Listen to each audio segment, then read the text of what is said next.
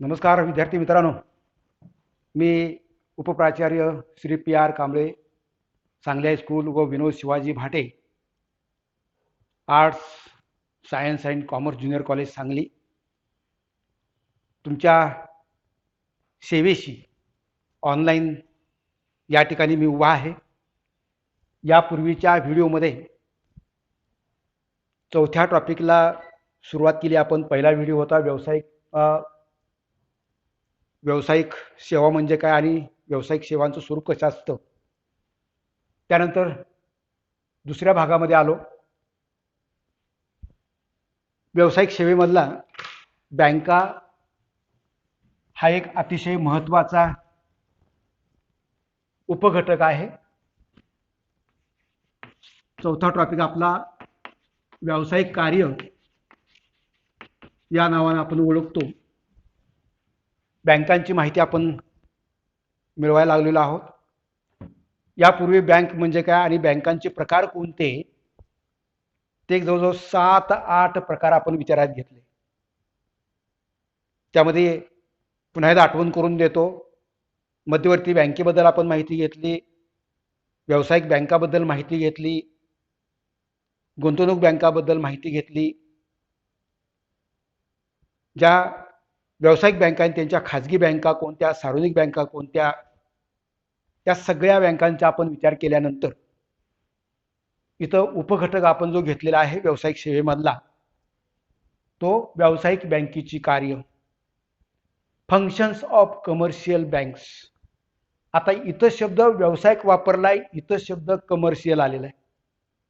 म्हणजेच या उपघटकाला आपण व्यापारी बँकांची कार्य असंही नाव देऊ शकतो. आता यांना व्यापारी बँकांची कार्य असं का नाव दिलं? कारण बँकांचे आपण विविध प्रकार पाहताना एक गोष्ट तुम्हाला जाणवली असेल की मध्यवर्ती बँक ही सरकारची बँक आहे, बँकांची बँक आहे. जनतेचा आणि रिझर्व्ह बँकेचा संबंध येत नाही किंवा मध्यवर्ती बँकेचा संबंध येत नाही. सहकारी बँक त्यांच्या सभासदासाठी काम करते बँकिंग कायद्यानुसार. इतर ज्या बँका आहेत विशेष बँकांच्या सराखाली, मग गुंतवणूक बँक असेल, आयात निर्यात बँक असेल, सार्वजनिक बँका असतील, ज्या ज्या बँकांचा उद्देश नफा मिळवण्याचा असतो त्या बँकांना आपण व्यावसायिक बँक किंवा त्यालाच आपण व्यापारी बँक असं म्हणतो. इथं व्यापारी बँक असाच शब्द परफेक्ट बसतो, कारण व्यावसायिक बँका पैशाची घेवाणदेवाण करतात, ठेवी स्वीकारतात आणि जमलेल्या ठेवीतून लोकांना कर्ज देतात, ठेवीदारांना कमी व्याज देतात आणि कर्जदारांच्याकडून जास्त रकमेनं कर्ज वसूल करतात. खर्च वजा जाता शिल्लक रक्कम राहते आणि म्हणून पैशाच्या देण्या घेण्याचे व्यवहार करणारी ही बँक आहे. म्हणून व्यावसायिक बँकांची कार्य असं या ठिकाणी नाव चालतं किंवा व्यापारी बँकांची कार्य असं नाव चालतं. म्हणजे थोडक्यात काय, ज्या ज्या बँका नफा मिळवण्याच्या उद्देशानं काम करतात, मग त्या सार्वजनिक असोत किंवा खाजगी असोत, त्या सगळ्या बँकांना आपण व्यापारी बँका किंवा व्यावसायिक बँका असं म्हणणार आहे. बघूया या व्यावसायिक बँकेची कार्य सर्वसाधारणपणे 2 भागामध्ये विभागलेली आहेत. पहिला प्राथमिक स्वरूपाची कार्य, इंग्रजीमध्ये याला प्रायमरी फंक्शन्स असं म्हणूया,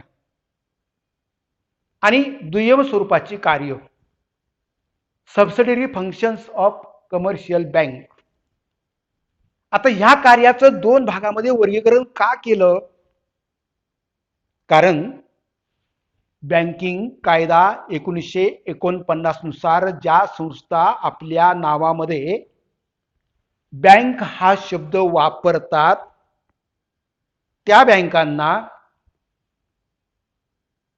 जी कार्य करणं सक्तीचं असतं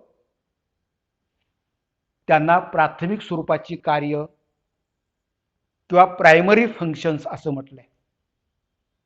आणि दुय्यम स्वरूपाची कार्य म्हणजे काय? दुय्यम स्वरूपाची कार्य याचा अर्थ बँक ही एक आर्थिक व्यवहार करणारी संस्था आहे. लोकांचा विश्वास मिळावा, लोकांच्या मनामध्ये बँकेविषयी सुरक्षिततेची भावना निर्माण व्हावी या उद्देशानं काही प्रमाणामध्ये कमिशन घेऊन किंवा काही मोफत स्वरूपाच्या सेवा दिल्या जातात. सगळ्याच बँकांमध्ये या प्रकारच्या सोयी असतील असं नाही आणि म्हणून त्यांना दुय्यम स्वरूपाची कार्य ज्यातनं बँकेंना फारसं उत्पन्न मिळत नाही किंवा जे कार्य करणं सक्तीचं नाही, बंधनकारक नाही, त्यांना आम्ही दुय्यम कार्य असं म्हणूया. आता प्राथमिक स्वरूपाची कार्य दोन आहेत. प्राथमिक स्वरूपाची कार्य दोन आहेत. ठेवी स्वीकारणे आणि कर्ज देणे. बँकिंग कायदा 1949 नुसार बँक या शब्दाची किंवा संस्थेचा अर्थ पाहताना आपण विचार केला होता, आठवते का बघा, व्याख्या बघितली होती. जनतेकडून परत देण्याच्या बोलीवरती मोठ्या प्रमाणात ठेवी गोळा करून जमलेल्या ठेवीच्या रकमा नफा मिळवण्याच्या उद्देशानं गुंतवणूक करतात किंवा कर्ज देतात, अशा संस्थांना आपण बँक म्हणतो. म्हणजे त्या व्याख्येमध्ये सुद्धा या दोन कार्याचा समावेश झालेला आहे. ठेवी स्वीकारणं आणि कर्ज देणं हे बँकांचं प्राथमिक स्वरूपाची महत्वाची दोन कार्य असतात. बघूया ठेवी कशाला म्हणायचं आणि कोणकोणत्या प्रकारच्या ठेवी बँका स्वीकारतात. या विविध मार्गांनी जमवलेला जो पैसा आहे तो पैसा गरजू व्यापारी, छोटे उद्योजक यांना कर्ज देतात. म्हणून ही दोन कामं अतिशय महत्वाची. ठेवी लोकांच्याकडून मागता क्षणी चेकद्वारे किंवा डिमांड ड्राफ्टद्वारे किंवा रोख रकमेमध्ये परत देण्याच्या बोलीवरती बँकांनी जो पैसा स्वीकारलेला असतो त्याला आम्ही ठेवी असं म्हणतो. काय म्हणतो? ठेवी म्हणतो. ह्या ठेवीचे दोन भागामध्ये विभागणी केली आहे. वेळ ठेवी ज्याला आपण टाइम डिपॉझिट म्हणूया आणि मागणी ठेवी ज्याला डिमांड डिपॉझिट असं नाव देऊया. मराठीपेक्षा काही काही वेळेला इंग्रजी शब्द आपल्या लवकर लक्षात राहतात आणि म्हणून इथं टाइम ठेवी. टाइम विशिष्ट मुदतीसाठी स्वीकारलेल्या ज्या ठेवी असतात त्याला वेळ ठेवी असं म्हणूया. आणि लोकांनी मागणी करताच त्यांच्या खात्यावरले पैसे काढण्याची परवानगी दिली जाते त्याला आपण मागणी ठेवी असं म्हणूया, डिमांड डिपॉझिट असं म्हणूया. आता वेळ ठेवीमध्ये मुदत ठेव आणि आवर्त ठेव दोन प्रकार पडतात. या ठेवीचं वैशिष्ट्य काय? ठराविक मुदतीसाठी ठेवीदारानं पैसे ठेवलेले असतात. करारामधली मुदत संपल्याशिवाय ठेवीचा पैसा काढण्याची परवानगी दिली जात नाही आणि जरी दिली गेली तर त्याच्यावरती व्याज आपण जे द्यायचं कबूल केलं होतं बँकांकडून ते मिळेल याची खात्री नाही. आणि म्हणून मुदत ठेव आणि आवर्त ठेव हे वेळ ठेवीचे दोन प्रकार आहेत की ज्याद्वारे बँका ठराविक कालावधीसाठी ठेवीदारांकडून पैसा स्वीकारतात, त्याच्यावरती व्याज देतात आणि ज्या दिवशी मुदत संपेल त्या दिवशी ठेवीदाराचे पैसे परत दिले जातात. म्हणून याला मुदत ठेव असं म्हणायचं. आता या मुदत ठेवीचं वैशिष्ट्य काय आणि आवर्त ठेवीचं वैशिष्ट्य काय किंवा मुदत ठेव आणि आवर्त ठेव या दोन्हीमध्ये फरक काय आढळतो? मुदत ठेव कशाला म्हणायचं पहिल्यांदा बघा. जेव्हा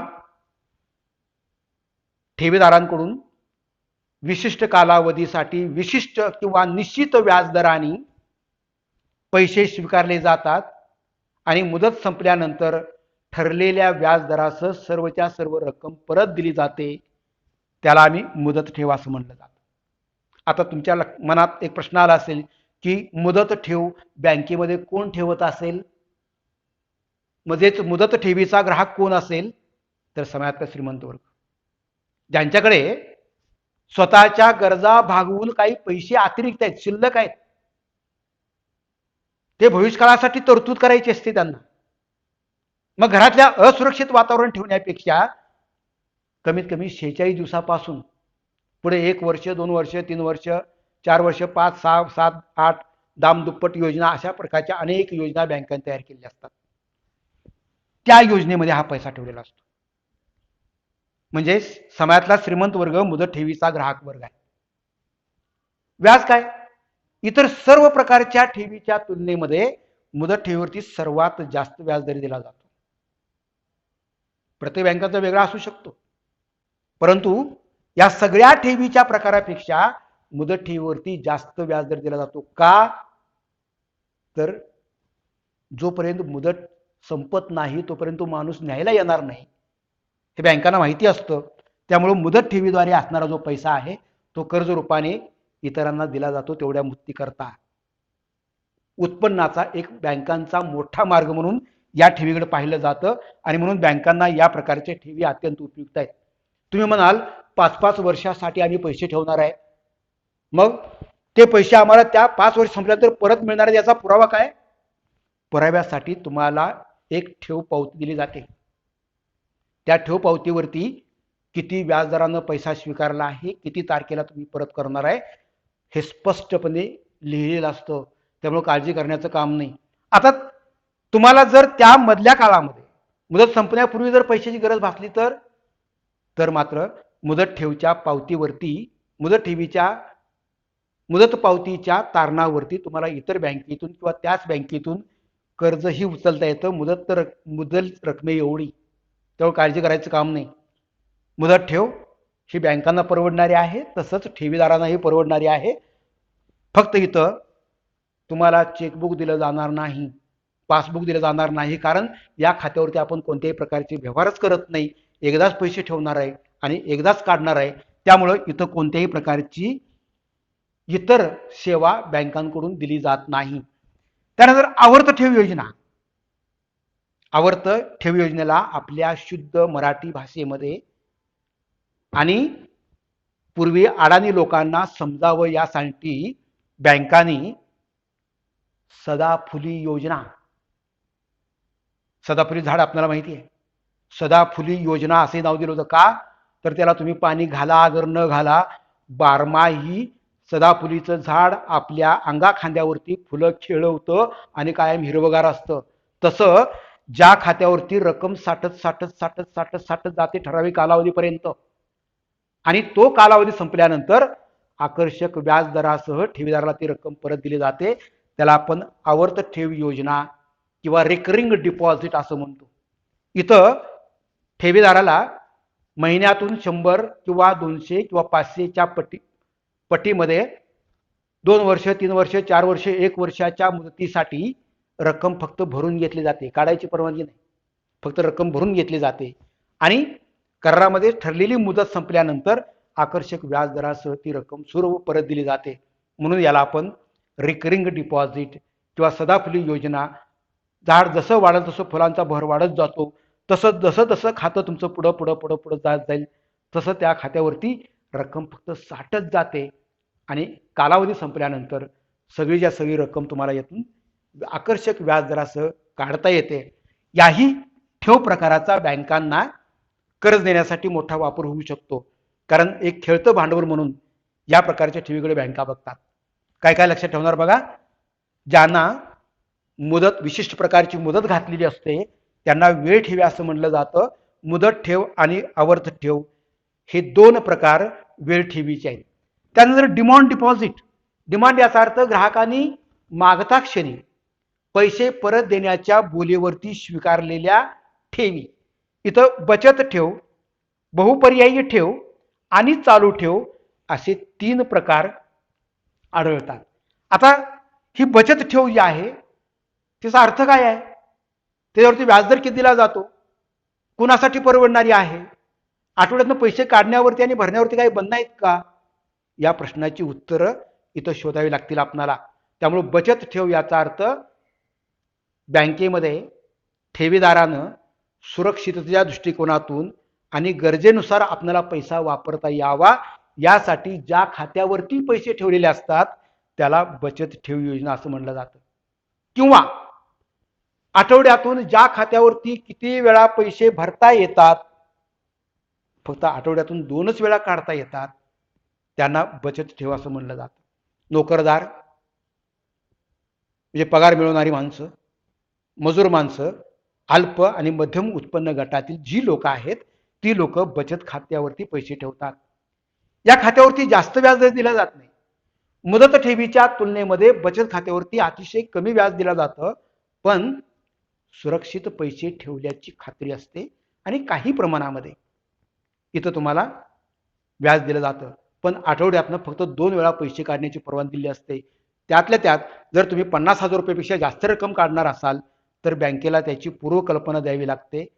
कारण तुम्ही मागता क्षणी चेकद्वारे, डिमांड ड्राफ्टद्वारे किंवा पैसे काढण्याच्या फॉर्मद्वारे खात्यावरून पैसे केव्हाही काढू शकता आणि किती वेळा भरू शकता. बचत ठेवीमध्येच काही बँकांनी बहुपर्यायी ठेव योजना तयार केलेली आहे. आता बहुपर्यायी मल्टिपल डिपॉझिट ही नवीन योजना आलेली आहे, अलीकडच्या काळातली नवीन योजना आहे. बचत ठेवीवरती जास्त व्याजदर मिळत नाही. का? खातेदार केव्हाही पैसे काढू शकतो, ठेवीदार केव्हाही पैसे काढू शकतो. तेव्हा बँकांना या पैशाचा काही उपयोग होत नाही आणि म्हणून बँकांनी याच खात्यांतर्गत, बचत खात्यांतर्गत ठराविक रकमेपेक्षा जर जास्त रक्कम झाली तर त्याचं मुदत ठेवीमध्ये रूपांतर करावं अशा प्रकारचा करार केलेला असतो आणि ठराविक रकमेपेक्षा जास्त झालेल्या रक्कमेवरती अधिक व्याजदर दिला जातो, म्हणून त्याला बहुपर्यायी ठेव योजना असं म्हणलं जातं. समाजातील मध्यम उत्पन्न गटातील लोकांच्यासाठी बचत ठेव आणि बहुपर्यायी ठेव योजना या दोन्ही योजना उपयुक्त आहेत. आणि तिसरा जो प्रकार आहे त्याला चालू ठेव योजना असं म्हणूया. चालू नावात चालू आहे, करंट. करंट म्हणजे दिवसातून ज्या खात्यावरती किती वेळा पैसे भरता येतात आणि कितीही वेळा काढता येतात त्याला चालू ठेव योजना असं म्हणलं जातं. आता दिवसातून किती वेळा भरता येतात आणि किती वेळा काढता येतात, मग दिवसातून कुणाकडे जास्त पैसे येतात आणि दिवसातून ती रक्कम सुरक्षितरित्या कोणाला ठेवावंच वाटणार आहे? तुम्हाला ठेवावंच वाटणार आहे का? नाही. कारण महिन्याभर काम केल्यानंतर महिन्याचा आपल्याला पगार मिळणार आहे किंवा दिवसभर मजुरी केल्यानंतर आपल्याला मजुरी मिळणार आहे, तेव्हा बँका बंद झाल्या असतील.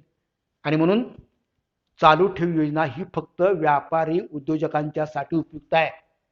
कारण व्यापार उद्योगामध्ये दिवसातून कितीतरी वेळा पैसा देण्या घेण्याचे व्यवहार होतात आणि ते व्यवहार होण्यासाठी त्यांच्यासाठी चालू ठेव योजना असं खातं तयार केलेलं आहे. या खात्यावरती व्याजदर दिला जात नाही, व्याज दिलं जात नाही. दिलं जात असेल तर जास्तीत जास्त 1% असतो. इथं पैसे काढण्यासाठी आणि ठेवण्यासाठी, भरण्यासाठी तुम्हाला भरणा पुस्तक दिलं जातं, चेकबुक दिलं जातं, पासबुक दिलं जातं. मागणी ठेवीच्या प्रत्येक खात्यावरती तुम्हाला पासबुक दिलं जातं, चेकबुक दिलं जातं. पण इथं भरणा चिठ्ठ्यांचा आणि चेकचा जास्तीत जास्त वापर होतो, कारण व्यापारी वर्ग देणी देण्यासाठी चेकचा वापर करतो. तो व्यापारी तुमच्या खात्यावरून चेकनं पैसे काढून घेऊन जाऊ शकतो.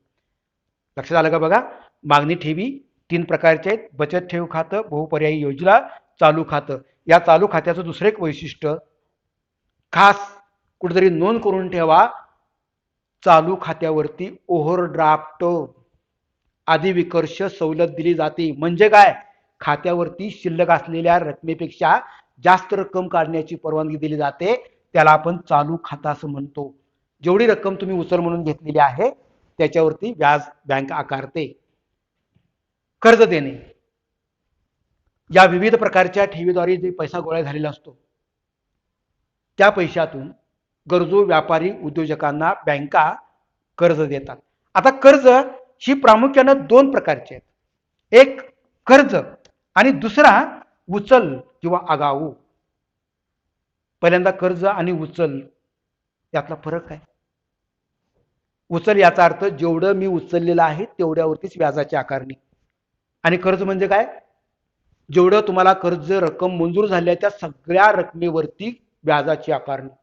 हा महत्वाचा फरक दोन्हीत लक्षात ठेवा. कर्जच आहे. हा लक्षात ठेवल्यावर तुम्हाला फायदा काय होतो? कोणत्या प्रकारचं कर्ज काढावं याचा निर्णय घेता येऊ शकेल. लोन, पहिल्यांदा लोन्स म्हणजे काय? लोन्स याचा अर्थ कर्जाची जेवढी रक्कम मंजूर झालेली आहे तेवढ्या सगळ्या रकमेवरती ठराविक कालावधीसाठी ठराविक व्याज दर आकारला जातो. कर्जाच्या मुद्दल रकमेमध्ये व्याजाची रक्कम मिसळली जाते आणि ठराविक मुदतीपर्यंत समान हप्त्यामध्ये रक्कम परतफेड करून घेतली जाते. म्हणजे पहिला हप्ता मुद्दल आणि व्याज एकाच रकमेचा तुम्हाला भरावा लागेल, तसंच कर्जाचा शेवटचा हप्ता सुद्धा तेवढ्याच रकमेचा भरावा लागेल, म्हणून याला आपण कर्ज म्हणतो. आणि उचल स्वरूपामध्ये म्हणजे कर्जदारांनी जेवढी रक्कम वापरलेली आहे तेवढ्याच रकमेवरती व्याजाची आकारणी, म्हणून त्याला उचल असं म्हणलं जातं. म्हणजे इथं काय करले जातं, कर्ज म्हणून रक्कम तुम्हाला मंजूर केली जाते, तुमच्या खात्यावरती ती रक्कम जमा करून घेतली जाते, त्यातली तुम्ही जेवढी वापरलेली आहे तेवढ्यावरतीच व्याजाची आकारणी केली जाते, म्हणून याला उचल किंवा आगाऊ कर्ज योजना असं नाव दिले. इथं रोख कर्ज, आधी विकर्ष आणि हुंड्या वटवणे असे 3 प्रकारे तुम्हाला उचल स्वरूपामध्ये कर्ज घेता येतं. रोख कर्ज म्हणजे काय? रोख कर्ज तुम्ही अर्ज दिला, कर्ज मंजूर झालं, तुमच्या खात्यावरती रक्कम जमा झाली, समजा 1,00,000 रुपये तुम्ही कर्ज मागितलं, 1,00,000 खात्यावर तुमच्या जमा झाले, त्यातले फक्त तुम्ही 1,00,000चे लेख उचलले, पहिल्यांदा 1,00,000वरती व्याजाची आकारणी होईल. तुम्ही त्यातले 1000 परत केले, राहिले किती? 90,000. फक्त 90,000वरतीच व्याजाची आकारणी केली जाईल, म्हणून त्याला रोख कर्ज असं म्हटलं जातं. आणि अधिविकर्ष इथं आपण विचारात घेतलं, ज्यांचं चालू खातं आहे त्या चालू खातेदारांना खात्यावर शिल्लक असलेल्या रकमेपेक्षा अधिक रक्कम कर्ज म्हणून उचलण्याची परवानगी दिली जाते, त्याला आम्ही अधिविकर्ष सवलत किंवा ओव्हरड्राफ्ट सवलत असं म्हणलं जातं. व्यापारी व्यवसायामध्ये पैशाची गरज भासते, आपल्याजवळ पैसा नसतो, व्यापाऱ्याची पत टिकवायसाठी बँकांनी या प्रकारची योजना तयार केलेली असते, पण ते पैसे तुम्ही जेवढ्या कालावधीसाठी वापरलेले आहेत त्याच्यावरती व्याजाची आकारणी केली जाते. आणि तिसरा प्रकार जो आहे त्याला हुंड्या वटवणे असं म्हणलं जातं. बिल ऑफ एक्सचेंज अकाउंटन्सीमध्ये तुम्ही हा भाग शिकलेला आहे. एक व्यापारी आपल्या ग्राहकांवरती उधारीच्या व्यवहारापोटी हुंडी तयार करतो, त्या हुंडीला ठराविक कालावधी असतो, कालावधी मुदत असते, पण त्या मुदतीपूर्वी जर त्या हुंडीच्या मालकाला पैसे हवे असतील तर तो काय करतो, बँकेत जातो, ती हुंडी देतो आणि हुंडीवरती लिहिलेली रक्कमेमध्ये कमिशन वजा करता रक्कम उचलून घेतो. जेव्हा त्या हुंडीची मुदत संपते तेव्हा बँक हुंडीच्या धारकाकडून, हुंडीच्या वाहकाकडून ते पैसे वसूल करते, याला हुंड्या वटवणं असं म्हणलं जातं. म्हणजे 1949च्या बँकिंग कायद्यानुसार बँकेला ठेवी स्वीकारणे आणि कर्ज देणे या प्रकारची कार्य करणं बंधनकारक आहे. उत्पन्नाचा सगळ्यात मोठा बँकांचा हा मार्ग आहे, कारण ठेवीवरती कमी व्याजदर दिलं जातं, कर्जावरती मात्र जास्त व्याजदर घेतलं जातं, म्हणून नफा मिळवून देणारी आहे. त्यानंतर दुय्यम स्वरूपाची कार्य, जे कार्य केलीच पाहिजेत असं बंधन नाही, कायद्यानं सक्ती नाही, म्हणून त्याला आपण दुय्यम किंवा सबसिडरी असं नाव दिलंय. इथं 2 भागामध्ये आपण वर्गीकरण केलंय, प्रातिनिधिक स्वरूपाची कार्य आणि उपयुक्त सेवा कार्य. प्रातिनिधिक म्हणजे काय? फक्त बँकेच्या खातेदारांच्यासाठी ज्या सेवा दिल्या जातात ते म्हणजे प्रातिनिधिक स्वरूपाची कार्य. आणि उपयुक्त सेवा कार्य म्हणजे काय? खातेदार, ठेवीदार असो अगर नसो, समाजातल्या गरजू लोकांना वेगवेगळ्या प्रकारच्या सेवा दिल्या जातात, त्याला उपयुक्त सेवा कार्य असं म्हणलं जातं. पहिल्यांदा ठेवीदारांना कोणकोणत्या सवलती दिल्या जातात बघा. पैसे जमा करणे, पैसे हस्तांतर करणे, तुमचं घर भाडं येणार असतं, लाभांशाची रक्कम यायची असते, किंवा इन्शुरन्सचा हप्ता रक्कम यायचा असतो, किंवा आणि कोणी तर तुमचं देणं द्यायचं असतं, तुमच्या खात्यावरती तुमचं जे जे येणं रक्कम आहे ते येणं रक्कम खात्यावरती जमा करून घेते, पैसे वगैरे काय आकारत नाही, काळजी करू नका. तुमच्या खात्यावरून तुमच्या वतीनं घर भाडं द्यायचं असेल, पाणीपट्टी भरायची असेल, वीज भरायचं असेल, इन्शुरन्स हप्ते भरायचे असतील, किंवा जीएसटी टॅक्स भरायचा असेल, तुमच्या खात्यावरून तुम्ही सूचना दिल्या परस्पर पैसे भरते, त्याला पैसे हस्तांतर असं म्हणायचं. पोर्टफोलिओ, तुम्ही जर एखाद्या शेअर मार्केटमध्ये भाग आणि रोख्याचे व्यवहार करत असाल तर पोर्टफोलिओच्या सेवा तुम्हाला ती बँक देते. विदेशी चलन अदलाबदल करून देण्याचं काम तुम्हाला खातेदार म्हणून तुम्हाला देते. आणि डिमटेरियलायझेशन याचा अर्थ इलेक्ट्रॉनिक स्वरूपामध्ये तुमच्या ज्या ठेवी आहेत, तुमचा जो पैसा आहे तो पैसा या ठिकाणी जपून ठेवला जातो. अर्थात खातेदारांच्यासाठी ही सुविधा आहे. त्याचबरोबर ही सेवा खातेदारालाही आणि खातेदार नसणाऱ्यांनाही दिली जाते, ज्याला विश्वस्त सेवा असं म्हणलं जातं. तुम्ही काही कालावधीसाठी परदेशी जाणार असाल किंवा तुमचा भाग सोडून जाणार असाल तर तुमची जी मालमत्ता असेल ज्या ठिकाणची, त्या मालमत्तेचं संरक्षण देखभाल करण्याची जबाबदारी बँका स्वीकारू शकतात. त्याला विश्वस्त स्वरूपाची कार्य असं म्हणलं जातं. आता उपयुक्त सेवा म्हणजे काय? Self deposit lockers. तुम्हाला माहिती आहे, कल्पना आहे की प्रत्येक बँकामध्ये सेल्फ डिपॉझिट लॉकर असतं. तुमची महत्वाची दस्तऐवज कागदपत्र इथं ठेवू शकता. त्यानंतर प्रवासी चेक. दूरच्या 15-15 महिन्यासाठी तुम्ही सहलीला निघालात तर रोख पैसे जवळ बाळगणं आता धोक्याच आहे. अशा वेळी तुम्हाला प्रवासी चेक दिला जातो. ज्या ज्या ठिकाणी तुम्ही थांबाल त्या त्या ठिकाणी त्या बँकेच्या शाखेमध्ये किंवा इतर बँकेच्या शाखेमध्ये जाऊन तुम्ही प्रवासी चेक वटवून पाहिजे तेवढी रक्कम काढू शकता. पतपत्र, याचा अर्थ उधारी व्यवहारासाठी एखाद्या व्यापाऱ्याच्या वतीनं बँक उधारी व्यवहार करायला हरकत नाही अशा प्रकारचे पतपत्र देऊ शकते. समाजातल्या कुठल्याही व्यक्ती सोनं तारण ठेवून कर्ज घेऊ शकतात किंवा सोनं देतात बँकांना. त्या बँक सोन्याची देवाणघेवाण सुद्धा बँका करतात. पैसे एका ठिकाणाहून पाठवून आता नेट बँकिंग आहे. नेट बँकिंग आहे. त्या नेट बँकिंगच्या माध्यमातून एका ठिकाणून दुसऱ्या ठिकाणी पैसे पाठवण्याचं काम करतात. कुणाची अर्थात त्यासाठी कमिशन काय आकारलं जातं आणि विश्वस्त म्हणून सुद्धा तुमच्या मालमत्तेचं संरक्षण करणं किंवा तुमच्या वतीनं काय आर्थिक व्यवहार करणं या प्रकारची कार्य सुद्धा बँकेकडून केली जातात. तर अशा प्रकारे बँकांची कार्य कोणती हा 8 मार्काला, 5 मार्काला किंवा एवढाच 8 मार्काला प्रश्न येऊ शकतो. बँकांची प्राथमिक स्वरूपाची कार्य सांगा, 8 मार्काचा प्रश्न आहे. बँकांची दुय्यम स्वरूपाची कार्य सांगा, 4 मार्काचा प्रश्न आहे किंवा 2 मार्काचा सुद्धा आहे. कारण इथं खातेदार आणि बिगर खातेदार एवढाच फोड केलेला आहे. ही कार्य मात्र प्रत्येकाने काळजीपूर्वक लक्षात ठेवली पाहिजेत. पुन्हा एकदा, बँक म्हणजे काय आणि बँकांची प्राथमिक स्वरूपाची कार्य कोणती, दुय्यम कार्य कोणती हे पक्क लक्षात ठेवा. ठीक आहे, धन्यवाद.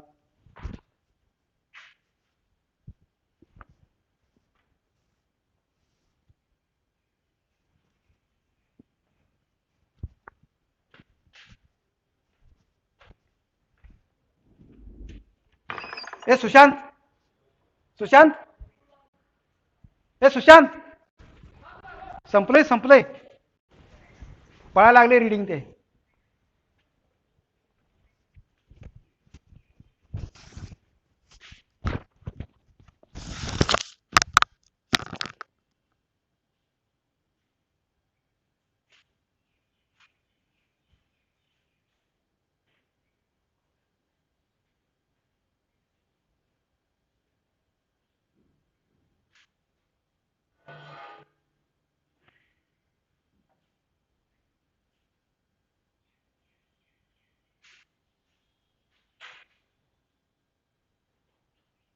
जरा बंद करायला येत नाही रे.